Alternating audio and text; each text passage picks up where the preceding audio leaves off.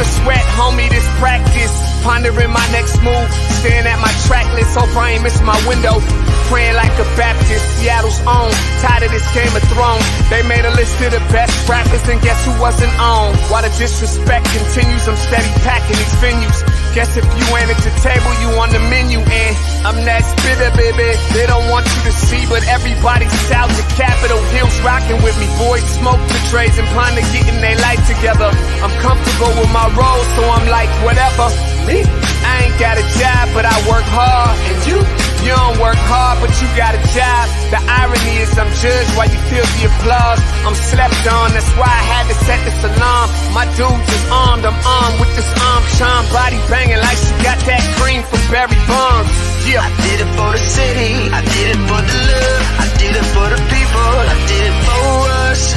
That Dre season is here, a real hitter with a mic, I'm everything that they fear. With that hood ain't the same, I was all on their ass, I'm level-headed. So yo, my dudes love when I spaz, and I'm so over Seattle's passive-aggressive attitude. They don't call you back, what they really saying is F you. While I'm from the same place, I move at a different pace. I prefer if you just said it to my face, damn, I did it. I did it for the city, I did it for the love, I did it for the people, I did it for us. Average dudes with they average spit, writing average rhymes, knocking average chicks. The closer I get, I can feel the people starting to shift. I'm loyal to a fault, and everybody can't come with. Rap's a rich man's game, I'm only playing with change. They bang models and singers, I'm knocking my own flame, I'm different. The crowd, I move with the chosen few. Black thoughts, I could be the front man for the roots. No diamonds and gold, I'm on my sticks and stones. If we can see your panty line, you should have on a thong. My team is strong, through this fire we forged a bond. And they already know what it is when I get on to the hearse. Party like it's December 31st. When I'm on my deathbed, I probably cracking my nurse. You ain't got the bars to compete. I'm a verbal athlete, deflating these boys so they say that I cheat. Damn, I did it. I did it for the city, I did it for the love, I did it for the people, I did it for us.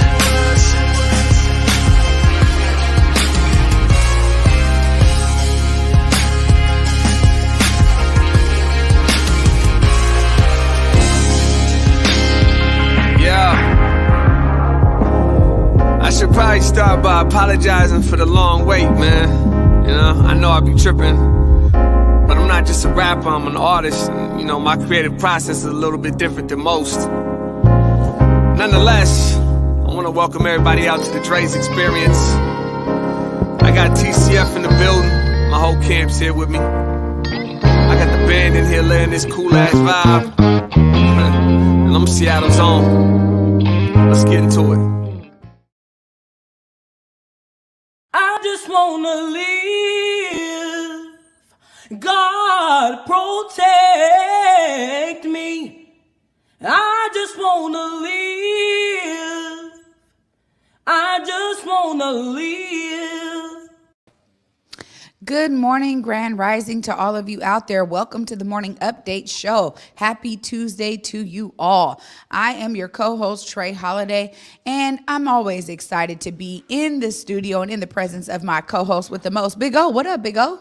Hey, good morning, Trey Holiday. How are you? I'm well. How are you, my friend? Yeah, you know, I'm okay. You know what I'm saying? Definitely better than yesterday. There we go. You know what I'm saying? How are you? You know what? Every day that we are above ground is a day to look up, right? That's what they say. So I'm very, very thankful.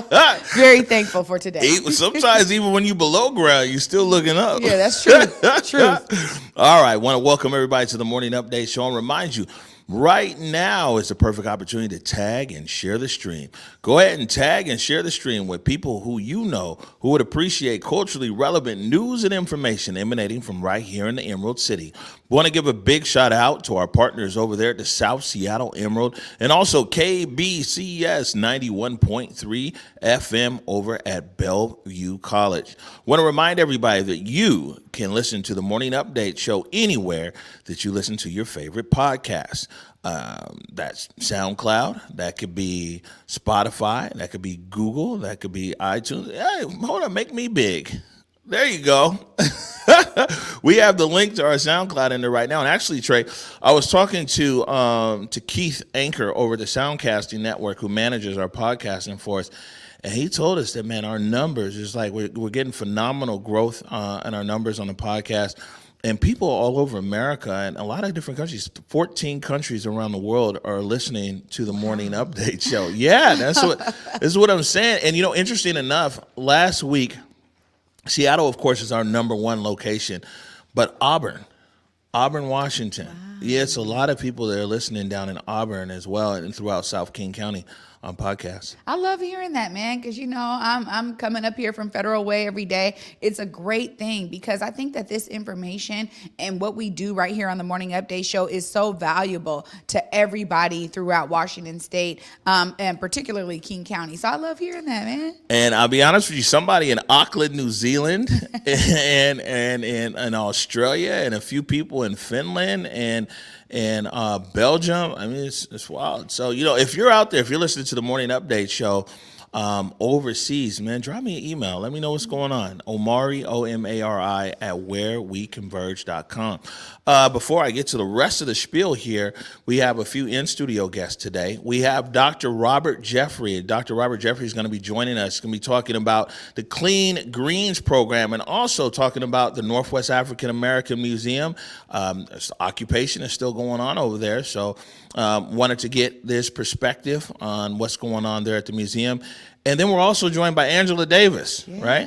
Yeah, absolutely. Angela Davis is going to be bringing us some information around these homicide healing circles that she is leading, and Build 206, our brothers over there at Build, are also sponsoring that. And I just think it's, in alignment with what we're always talking about here on the Morning Update show about this gun violence and how it impacts our community. It's so important. Yeah, and healing is important as well. One, healing from the families of the victims or victims themselves. Not everybody who gets shot dies, but, victims themselves, but also healing is important as well because it's a lot of retaliatory shootings and murders that are happening, and so somewhere in there the cycle needs to be broken.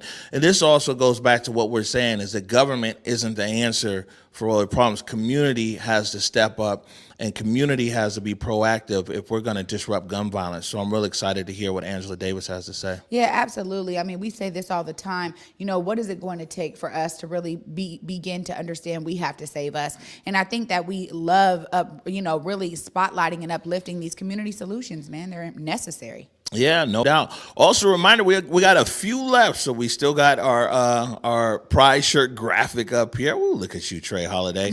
There's Omi right there, and D'Alessandro. We still got a few black, white, and pink left.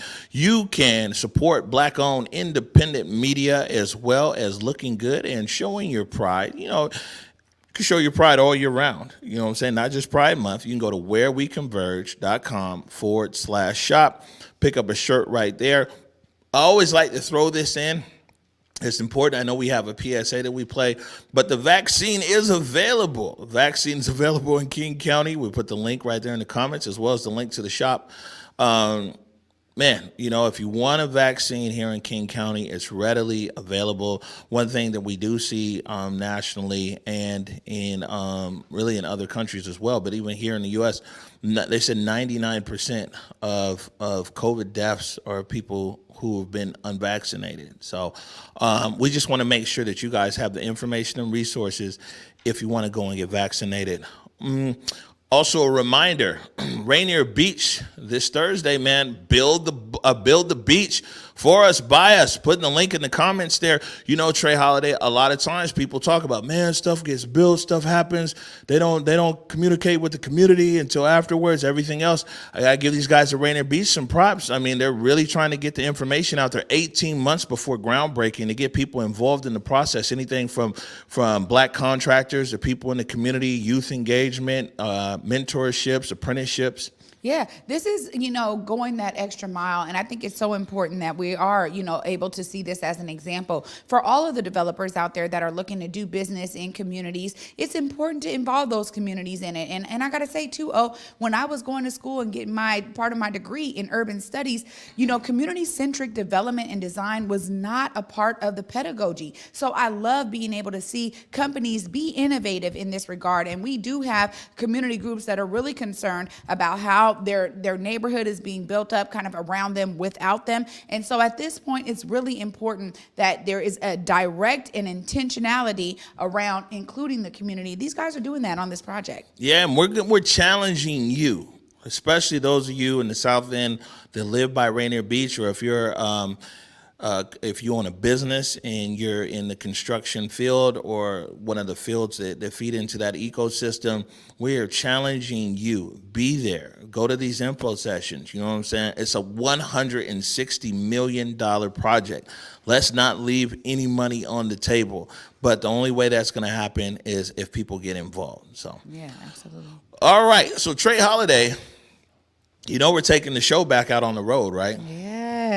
I've been having fun getting out the studio, right? It's nice, man. It's nice. It reminds me of our days in the chop. Man, every day we were outside, brother. And it just takes me back to the good old days, not the crazy I was ones. say, like, man, you just using all these triggering terms here this morning on the Morning Update show. You know what I'm saying? I mean, where else have we been that's been pleasant? It takes me back to the 2 weeks that we broadcast from the Liberty Bank building. Yeah. There we go. That's a total pleasant memory. Well, so this Friday, actually, we'll let the video tell you. The Morning Update Show is heading back out on the road, and this time we're docking at Pier 62 as we broadcast live from the Seattle waterfront. Come out and join us this Friday at 11 a.m. from Pier 62 as we check in with waterfront businesses and check out all the many free family-friendly activities occurring all summer long. That's this Friday, July 9th at 11 a.m. at Pier 62. See you there. All right. Looks like the audio is a little low on that, so we'll fix it for the rerun. But yeah, we're at Pier 62. We're at the waterfront this Friday. Me and you on the Morning Update Show, and then Saturday there's the waterfront block party, and that's from 4 to 7, and that's going to actually be hosted by Besa from the Rewind with Besa and G. Prez Aspie. And so you'll find Converge there on Friday and Saturday. How you feeling about going to the waterfront? Man, I'm excited, man. I'm going to be there both days. I'm really excited because we are seeing that vibrancy kick back up at the waterfront. Again, construction, COVID, everything has been kind of impacting so many different things, but really construction down there has made people be like, I don't know if things are open. So I love that we're going to be there, man, and showcasing, some of the vibrancy that's coming back. And, shout out to the friends at the waterfront, man. They've been trying to make sure that the messages is out there and keeping things alive, man. Yeah, that's true. And I also, I'm going to give a shout out to us right here. Be like, hey, look, man, you guys ain't going to open this waterfront and not have a space there for people that look like us. There we go. You know what I'm saying? And, this is, man, it's public space. It's public dollars. It's public everything. And so, man, we're publicly going to be broadcasting there. And, all due credit, though, the Friends of the Waterfront has been fairly intentional about wanting to include black folks, and I guess you would say people of color, and everything else. So, man, we're going to go down there. It's a lot of people, especially if you're from Seattle. I know it's a lot of people who transplanted here, but if you're from Seattle and you grew up here in Seattle, the waterfront is part and parcel of your memories. Yeah. You know what I'm saying? And so it's a lot of us that grew up right down there on the waterfront. I go way back to when the old school streetcar used to go down on the waterfront. Yeah, absolutely. I got so many memories down there. And one of the things that I love about being a parent is, recreating some things with your kids and bringing them into, spaces that were so important to you as you were growing up. And I got to say, I remember being a teenager, man, and we'd go down there to the Red Robin at the waterfront. We thought we was popping it, man. Yeah, that was a big deal. Almost so many of my friends had birthday parties there that was the spot to go to. And it just felt like you were being more upscale because you had the water view.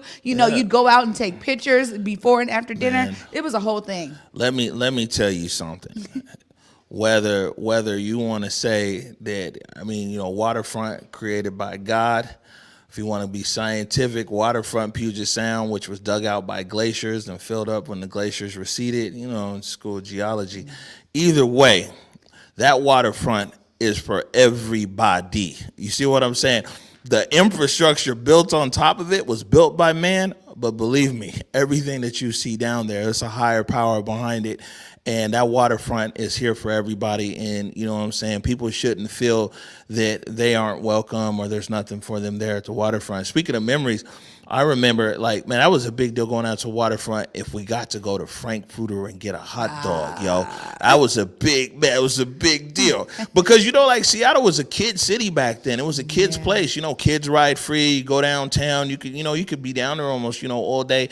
And then, like, sometimes, my mom, she would take us on a ferry because a ferry was, like, an easy, affordable getaway from the city. So you get on the ferry, go over to Bainbridge Island or Bremerton, sail right back, and then maybe get a Frankfurter or something down there on the waterfront. So I personally got lots of good memories down there, and I'm excited to get to Pier 62. Yeah, absolutely. I mean, and when you talk about it too, I think one of the things that we never want to take for granted is the beautiful nature we have here in the state of Washington and in the city of Seattle. I mean, every state in the nation doesn't have that, man. I think about landlocked states all the time.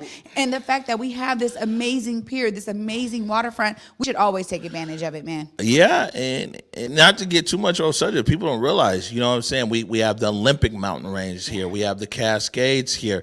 We have a rainforest. I think it's the only rainforest in the northern hemisphere, except up there in the Olympics.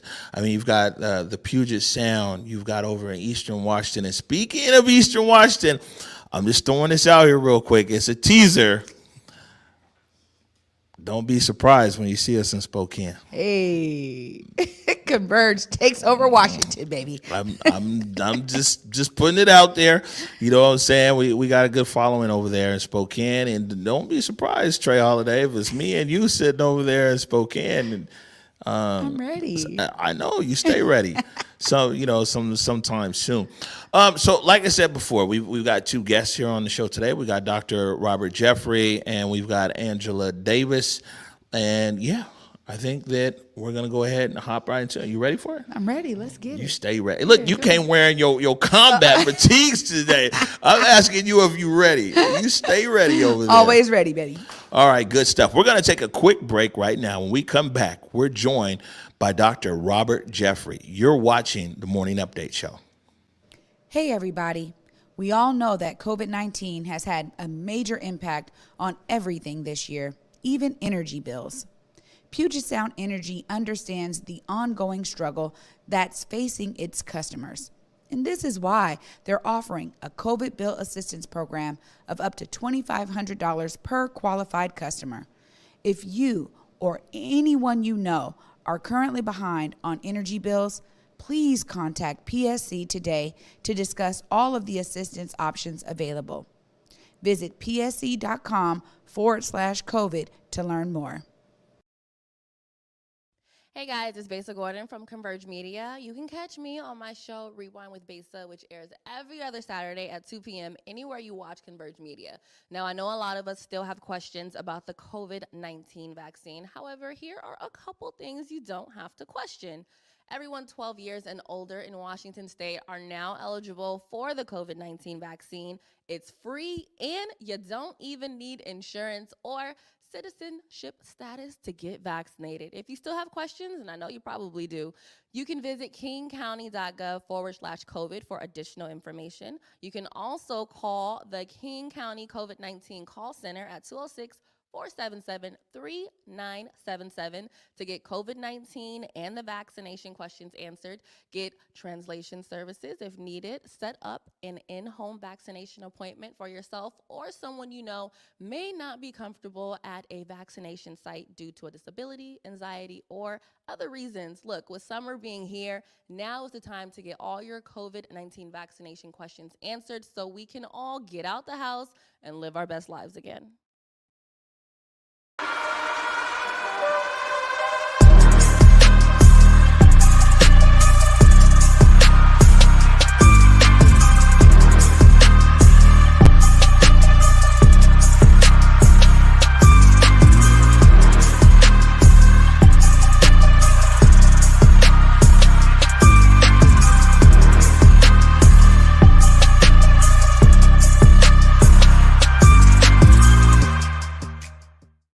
All right, welcome back to the Morning Update Show. And you saw right there in that ad, like I said, a good way to support Black-owned independent media while looking fresh is, man, pick up some merch. You can go to whereweconverge.com/shop. And Cuddy, if you order it now or in the next few hours, Cuddy will make sure that it gets mailed out to you today. We're real fast on getting stuff out to people.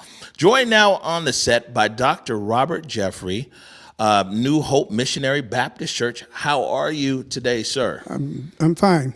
Yeah, welcome to the Morning Update Show. Oh, hey, it's a pleasure being here. I've been following you. You're doing great work. Well, I appreciate it. I appreciate it. Yeah. And, you know, it's always good to when we get people in from community. Yeah. You know, community is one of those words here in Seattle that's thrown around everywhere. People are like, oh, community. But it's always good to someone like yourself who actually represents community members as the head of a church and different organizations here to get information and feedback directly, you know, literally from the streets. I know we're going to talk about two things here. We're talking about the Clean Greens program, but also the bigger issue we want to talk about today is what's going on over there at the Northwest African American Museum and everything else. We'll get to that second. What I wanted to talk to you about first, though, is, you know, this Clean Greens program. It's a lot of people in our community who, man, they're trying to do better with their diet. They're also trying to support black businesses and black farmers, whether on a micro level or macro level.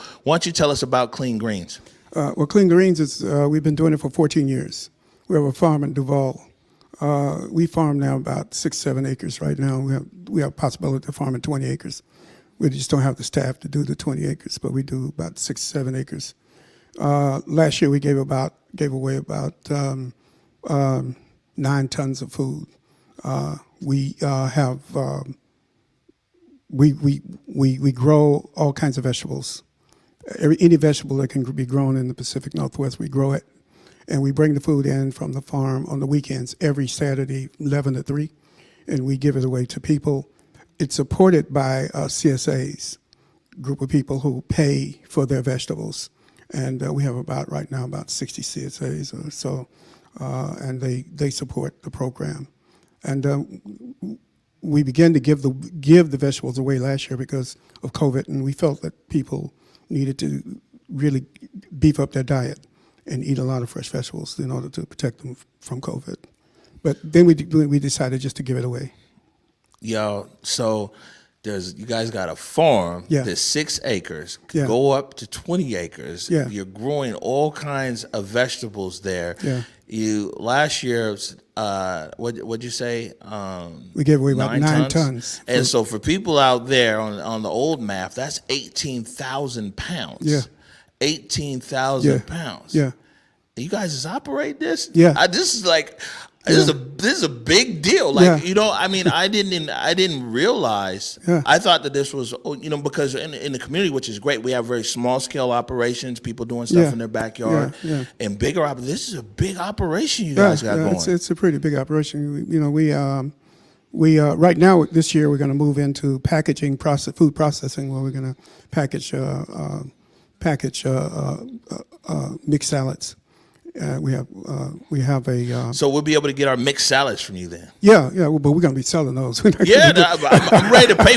Listen, everybody watching right now is ready to pay the fee. We're gonna be selling the mixed salads. We're gonna be putting them on, trying to get them in the stores. Clean Greens mixed salads. We're putting that thing together now. We probably have that together before October.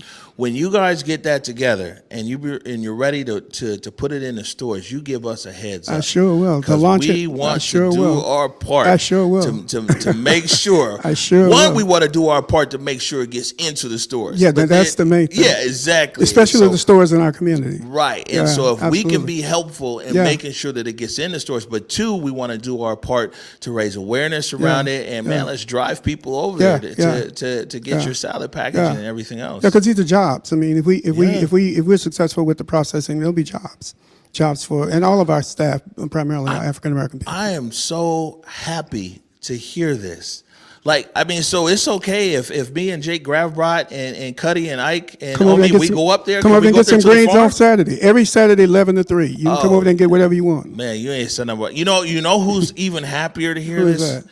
Is my mom. You know my mama watched the show every day, right? And I know my mama's like, well, this boy gonna get some vegetables now. Well, You gotta eat you gotta eat your vegetables. You know, my mom told me that. I didn't realize that until I was grown and got diverticulitis from eating processed foods and got out of the hospital. I met some black guys who told me about farming, and they hooked me on farming, man. 3 old black men, and they started it, and then they couldn't go on with it, and so we went out there and kept it going for 14 years. So 14 years. yeah, we've been doing it for 14 years. Man, I gotta just look at some of these comments here. People are like, "Yo, this is hot," because I'm sitting here like, "Wow, this is." It was run most of that time by a lady, and I want to shout out to her, Lottie Cross, who passed away last year. And that's when we started giving the food away in her honor. Miss Lottie Cross, she ran the farm for at least 12 years of those 11 years of those 14 years. She ran the farm until she passed away. As a matter of fact, when she passed away, she was getting ready to go down to the farm.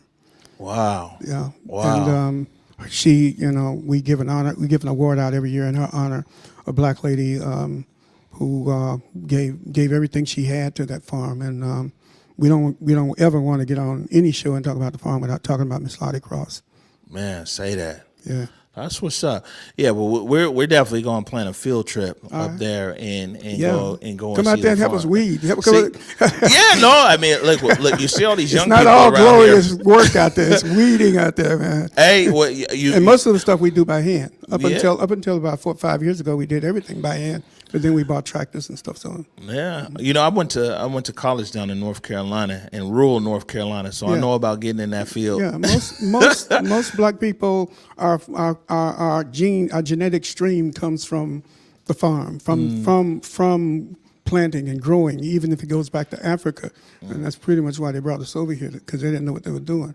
But so we, naturally we can do this stuff. I know that for a fact because, I grew up in the city, and naturally when we went out there, they said you'll never last. But we've been there 14 years, so. Let the church say amen. Amen. All right, so we got another thing to talk to you about. Yeah. It's really You're not gonna been like me so much after this. I don't think. No, well, the thing is, it's not even about me liking or disliking. Yeah. I get so many different kind of people on this show. Okay. That, I mean, but this is a platform here, and like I said, you're a member clearly of the community, Yeah. and representing Yeah. members I in try the to- I community. try And to. so, wanted to talk to you here. One of the things I know you wanted to discuss was the Northwest African American Yeah, Museum yeah. and the occupation out in Yeah. front of Northwest African American Museum. I guess first I'll throw it to you. What are your thoughts around this? I just got some notes here, and because I want to do the notes because I don't want to be disrespectful to anybody. Right. I just have some problems. I have some problems, and I want to just outline them. The first problem I have is I disagree with the notion of you got to be born in Seattle to make a contribution.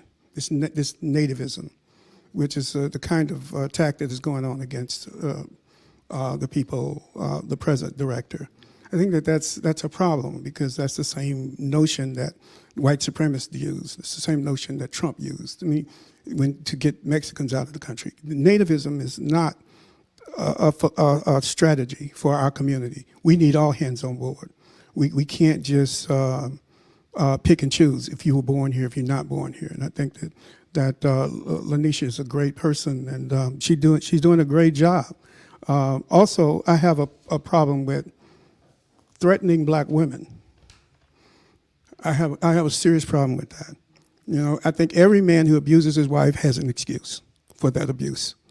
But the problem is that 40% of black women will experience domestic violence in this time, in their lifetime. 2.5 times more likely to be murdered by black men.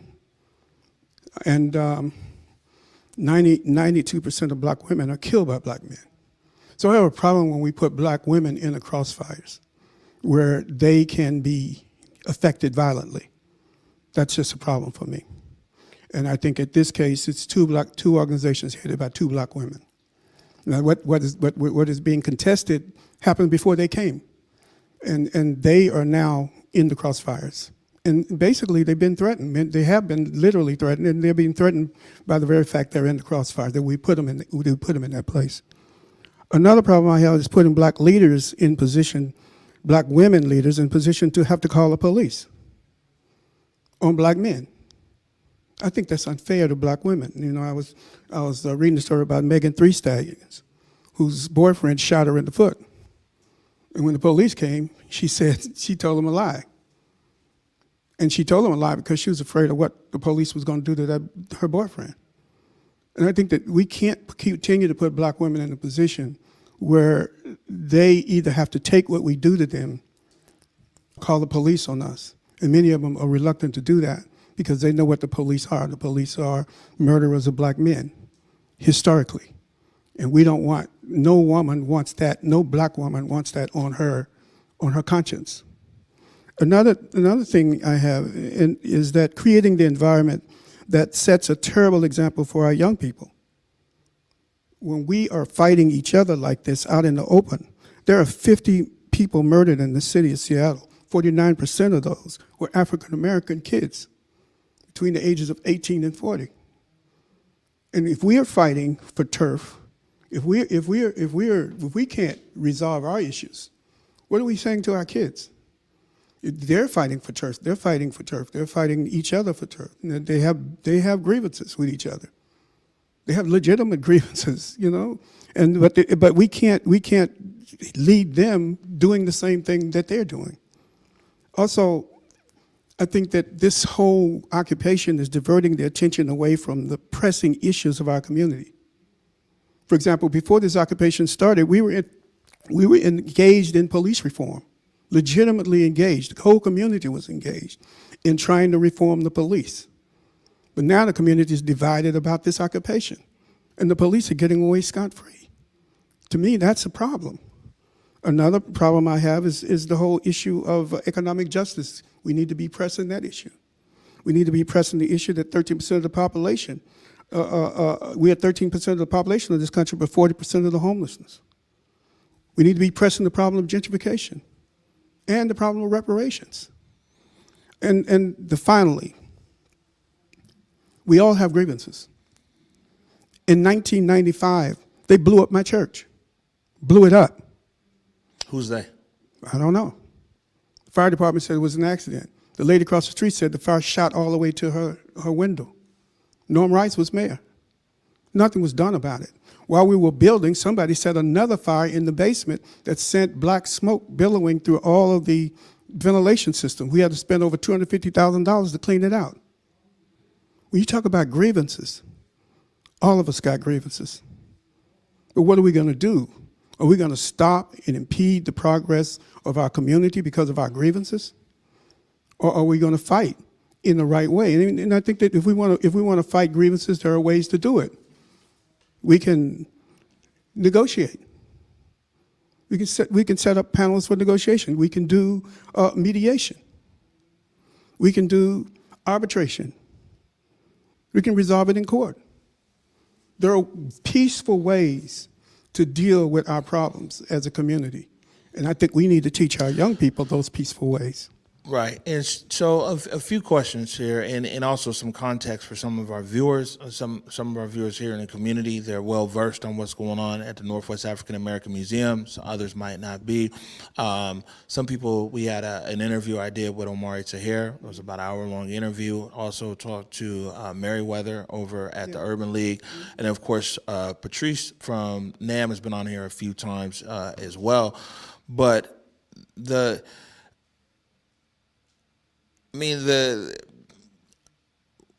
what do you feel are the next steps for around us? I mean, you've brought some points here that you've broken down as to ways forward. That building was occupied from Juneteenth. The front of the building was occupied from Juneteenth of last year until just a few months ago, when the sheriff moved some of the occupants out. It's still quasi-occupied right now. I was just there the other day for an event. But where do you see this moving forward? Where do you see it going? I know that you said the things that you want to happen, but I mean, where do you see it going, and what role are you trying to play in getting a resolution?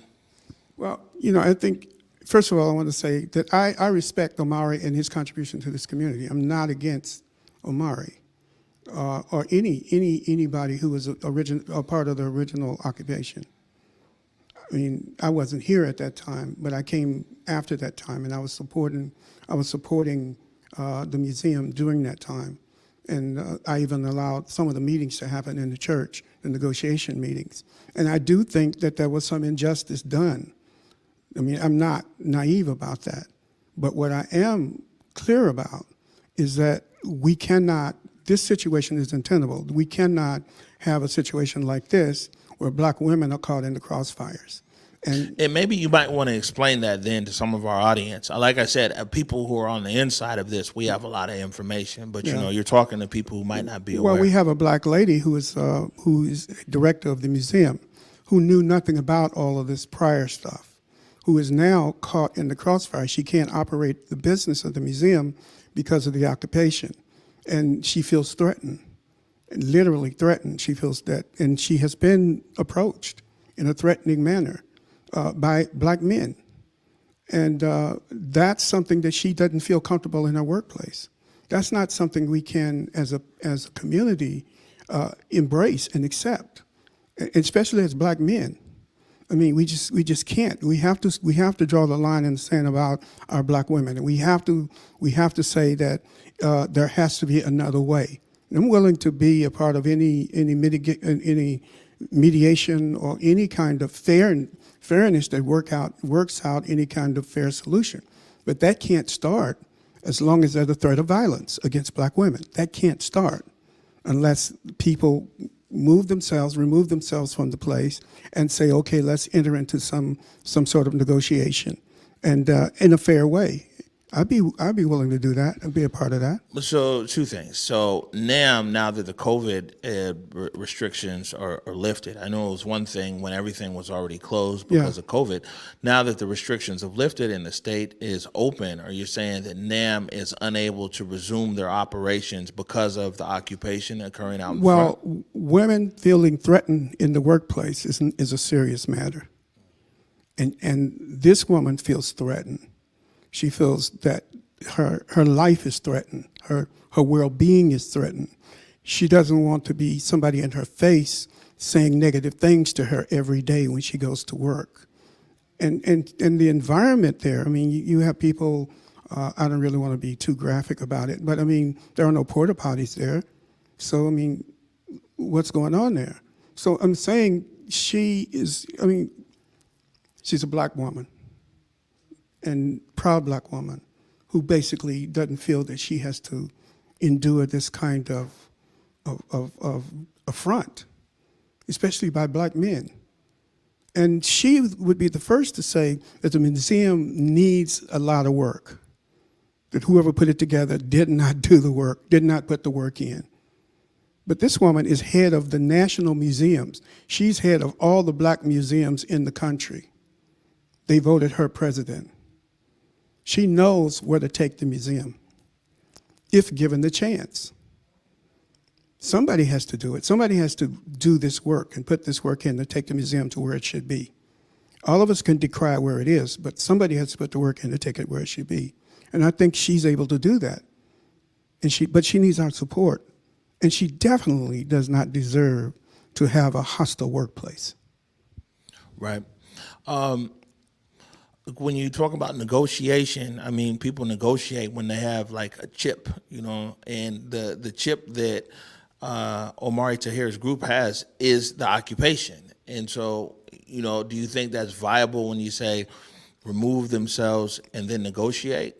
Because now they've kind of given up their chip if you're going to go into a negotiation. Well, I think that a chip that is premised on and based on the threat of violence against a black woman and intimidation of a black woman is not a chip. Mm. And I think that that's the same chip that abusers use in their homes every day, that I can beat you up if you don't do what I say. That's not a chip. That to me is something that we cannot respect and give any respect to. So there can't be a negotiation around that. I think that their claim or their legitimate sense of being aggrieved, of being disrespected and being hurt is a chip. For example, right now, in 1969, the city took land from New Hope Baptist Church illegitimately. And in that illegitimate claim, they called black people in the central area the ignorant. They call them the people that are not needing sympathy. I mean, we have the documents. Went to the archives. We got all the documents. I'll send you a copy of the documents if I get your email. I'll send you a copy of what they said in this report.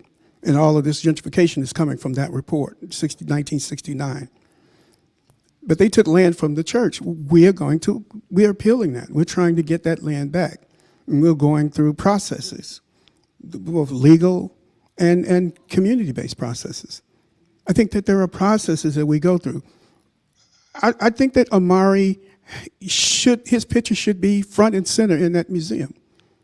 I think that his story should be front and center in that museum.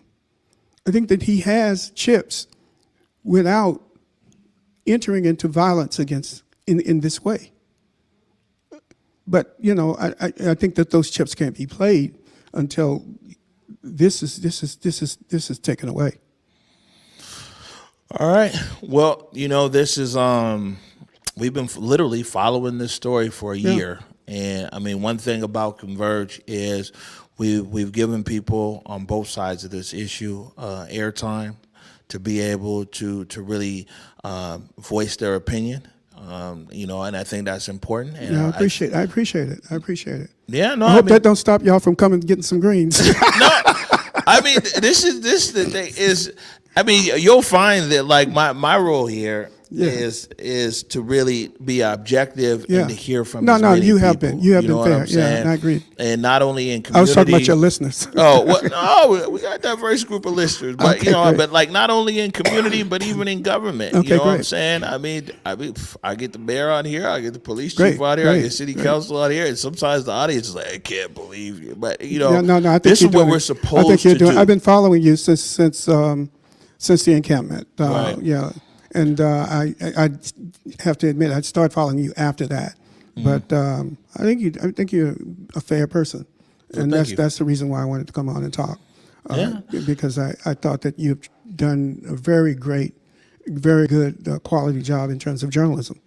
So Well, thank you. I have utmost respect. Yeah, don't worry. We're gonna be out there. We definitely getting our vegetables, but Excuse me. Yeah, I but- have asthma. I have asthma, so. I know it's kind of stuffy in Yeah, here. it's So kinda- we'll wrap it up for you, Dr. Jeffrey. Thank you for joining us this morning. Thank you, Amari. No problem. Thank you. We're going to take a quick break right now. When we come back, Trey Holiday is sitting down with Angela Davis. You're watching the Morning Update Show. I did it for the city, I did it for the love, I did it for the people, I did it for us. Back on this rap ish, I ain't even broke a sweat, homie, this practice. Pondering my next move, staring at my track list, hope I ain't miss my window. Praying like a Baptist, Seattle's own. Tired of this Game of Thrones. They made a list of the best rappers, and guess who wasn't on? While the disrespect continues, I'm steady packing these venues.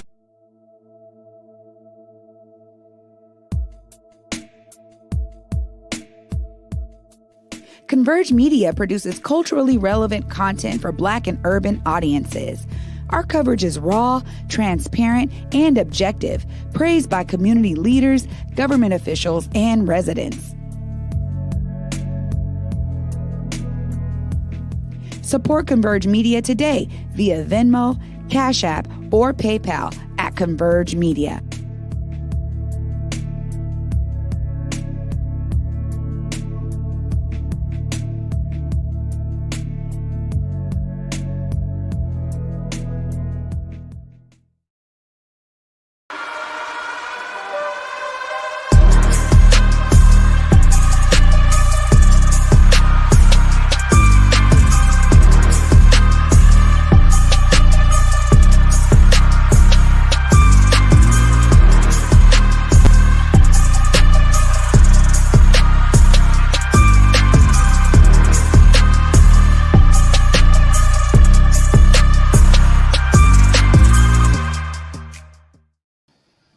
Welcome back, everybody, to the Morning Update Show. I'm your co-host, Trey Holiday, and joining me in studio right now is Angela Davis. I'm going to say, Angela, you wear many hats, and thank you so much for making time in your schedule to be with us today. Thank you. It's a pleasure and honor. Absolutely. Tell the folks, you have several different titles. I want to make sure you get them right. Just tell the folks a couple of the things that you're really doing out here in community. Okay, well, for one thing, I am the community liaison for the Institute of African Centered Thought. And that is working on, quite a few things within that institute. The other thing that I do is I am a Restorative Circle collaborator and organizer. And I have an organization called Community Connection Seattle Unlimited, which is now being launched. Oh, wow. I mean, you know what? I've seen you in so many different community spaces. It does not surprise me that you wear multiple hats. And I'm really thankful that, you've really done such a great job of keeping me informed about the ways that these circles are really helping our community and how you're shaping some of the narrative around what healing really looks like. Let's get into what these homicide healing circles are all about. Well, first of all, before I even get into that, I'd like to say that there are a lot of people that are doing a lot of amazing and phenomenal circles of various types. The homicide healing circles are a place where we can actually collectively begin to process multiple issues that have to be surrounded around homicide. And that has not really been a specific pointed place and strategy. Yeah. And how do we unpack, national continual visualization of the officer Chauvin having his knee on the neck of George Floyd? How do we process that? Where do we process that? How do we look at the things that have been going on so many levels? It's not just the homicides that seem to spike during the summer. It's also about the other types of homicide that are related to domestic violence, the stuff that is going on because we haven't been taught emotional regulation and all of those things. And then we have the pandemic. How are we coping with those things? Yeah. And so the flushing out of the homicide healing circles is a connection of me taking some of the classes with the Institute of African Centered Thought, and that was the ancestral healing, trauma healing circles, and looking at how deep the colonization has caused us to internalize how we actually view each other as other instead of collectives. Yeah. And how do we actually heal from that? Yeah. And there's multiple levels and multiple layers about that. And how does colonization continue to pre-frame and preset a conditioning of which we function? Yeah. And so that continual process is what the ancestral healing looks at. How do we continue to integrate the individualistic mindset that we are a part of right now, when we as a community and as a diaspora, we are continually looking at, we are a collective. So how do we institute that collective? Yeah. And a healing circle has been a part of our community for centuries, all indigenous cultures. And so that is how the homicide healing circles came about. Colonization has gone on to every four corners of the globe and has gone in to strip indigenous cultures of what it is. And then they set in this white Eurocentric America a framework that is an individualistic mindset of compartmentalizing our issues, our problems, when in humanity we are mind, we are body, we are soul, and we are spirit. And so how do we integrate and collectively begin to unravel all of these things so that we can heal? We're all in varying stages of what it is that we do and say. So how do we get there? Yes. So a homicide healing circle is just a spark. And it's not just me. It's a collective. Mm-hmm. Well, this is beautiful because the way you just described that, it really paints the picture of not just the importance of it, but the history of it. That this is really a continuation. In Black community, often we talk about it takes a village, right?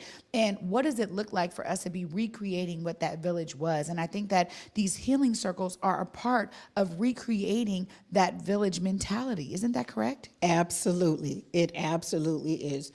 As you know, as the facilitator, Dr. Mims' critical conversations and what that has done from the beginning up until now. Yeah. Just the continuity of recognizing that there is a collective place on a regular, continuous space for us to come together. Yeah. Just knowing that that exists is powerful. And so, when we have something like a homicide, and it's traumatizing to me if I drive in Renton or Skyway, and then all of a sudden I see a bunch of candles and an empty bottle of Hennessy in the parking lot. That's another life. That's somebody's mother, somebody's child, somebody's relative. That's a life that has been gone.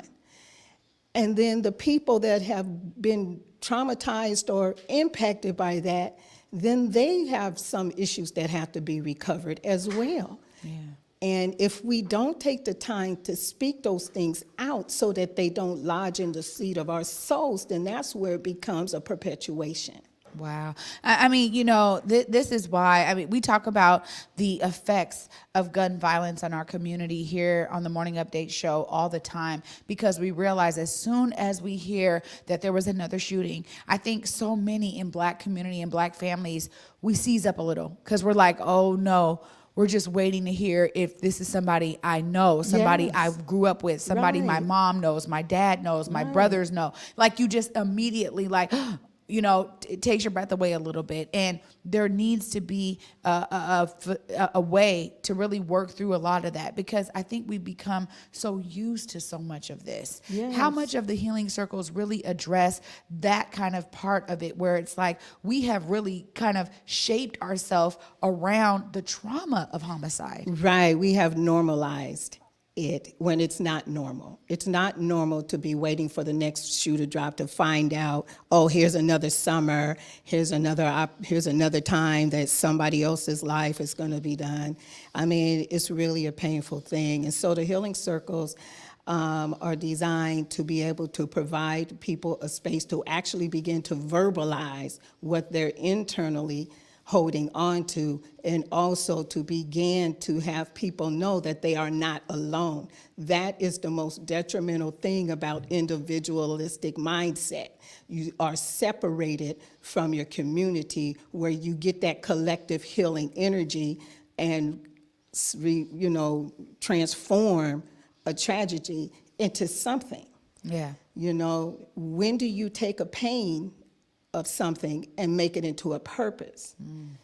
And so that is the thing. And so the other thing is about the Institute of African Centered Thought is all working on developing a African-centered, Black-centered mental wellness program. The current mental wellness program, I do not tell anybody, do not go. I'm saying that the Institute of African Centered Thought is truly developing what the pieces of the white Eurocentric model does not acknowledge. Wow. And I think that that's part of, that brings us into the facilitator training, Yes. which I was able to take part of. But, that's another piece of this. And before we move on to it, I want to be able to use the graphic so you can tell people about the next upcoming Homicide Healing Sure. Circle, and then we'll get right into the training. Absolutely. Let's go ahead and run that graphic. So how can people participate? Okay, so the Homicide Healing Circles are the second Friday of every month. And this Friday, we are having it, and they will be virtual for a while. And on the flyer, it had the location and the information.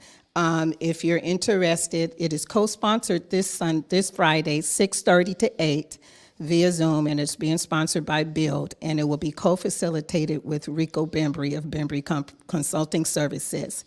And if you were not able to access the flyer, you can also contact Rico Bembry, whose number is on the flyer, and that is 206-850-3626. Wow. And they can find information at what is the IACT website? And the IAC website is IACTNOW0119 at gmail.com. All right. So that's the email where people can go. And I think that, as you were just talking, there is a greater work being done through IAC. And so before I let you go, I know that there's a brunch happening, a ceremony for the certificates of one of the cohorts of this facilitator training. But it's important that we have more people from the community that can get the training necessary to facilitate these types of healing circles. And that's what this is about, right? Yeah, this is about building capacity so that we can normalize healing circles, so that we are doing community-led solutions, so that we are taking, the ability to alter our norm of how we deal with things. Yeah. And so this Saturday from 1:30 to 4, there will be a certificate ceremony for those that have been taking the Ancestral Healing Circle training and those that have been taking the Ancestral Healing Facilitation courses. And it's just really necessary that we all support what everyone else is doing. And this ceremony is just not only to talk about the circles, but to also have people be made more aware of what else is going to be happening with the Institute of African Centered Thought on many levels in the future. Well, you guys are doing great work at IACT, and I'm so glad. Me and you have talked about you coming on for so long, and so I'm just so thankful that you had the foresight to do these homicide healing circles, and that IACT really had the foresight to say we need to bring African Centered Thought to the forefront for our people, because there's so many different healing mechanisms in that. So Angela, thank you again for joining us today. Thank you. It was my pleasure and honor. Thank you. Absolutely. You guys heard it right here from Angela herself. Clearly, IACT is finding ways for them to be part of the solutions necessary to heal our community. And, stay tuned, because after this short break, I get to bring my co-host, Big O, back onto the set. You're watching the Morning Update Show. Thank you. I did it for the city, I did it for the love, I did it for the people, I did it for us. Back on this rap-ish, I ain't even broke a sweat, homie, this practice. Pondering my next move, staring at my track list, hope I ain't miss my window. Praying like a Baptist, Seattle's own, tired of this Game of Thrones. They made a list of the best rappers, and guess who wasn't on? While the disrespect continues, I'm steady packing these venues.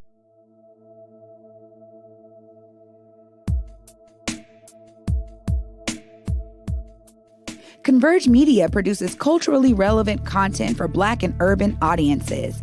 Our coverage is raw, transparent, and objective, praised by community leaders, government officials, and residents. Support Converge Media today via Venmo, Cash App, or PayPal at Converge Media.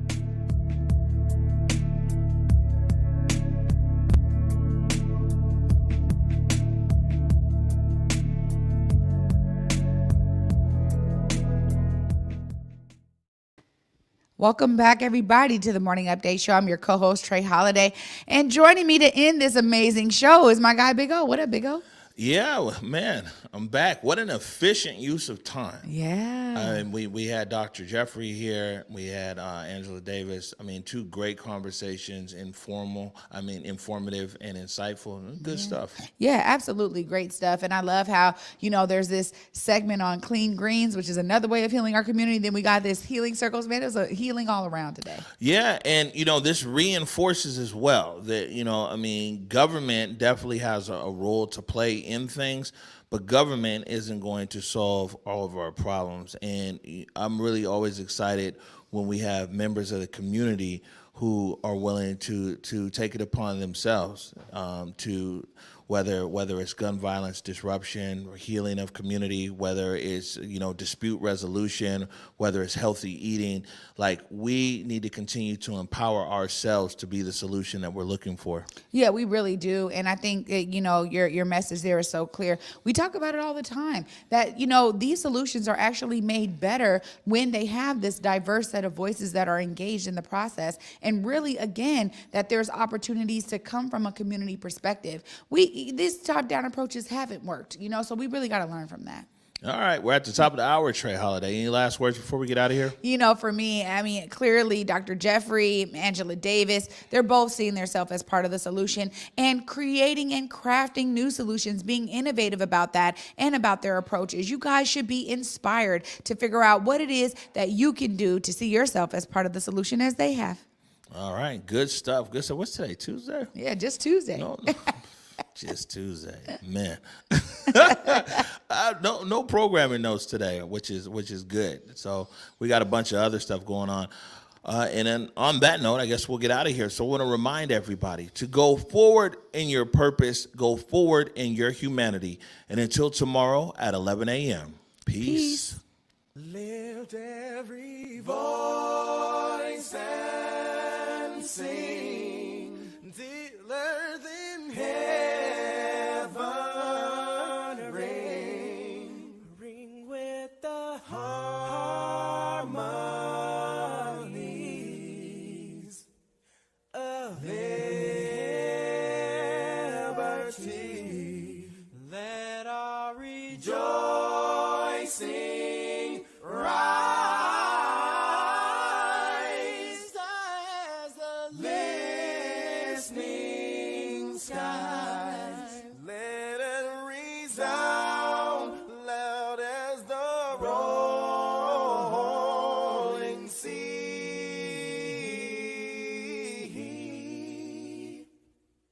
Sing a song full of the faith that the dark past has taught us. Sing a song full of the hope that the present has brought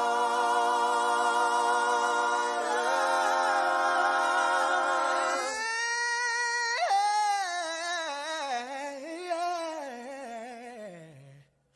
Facing the rising sun.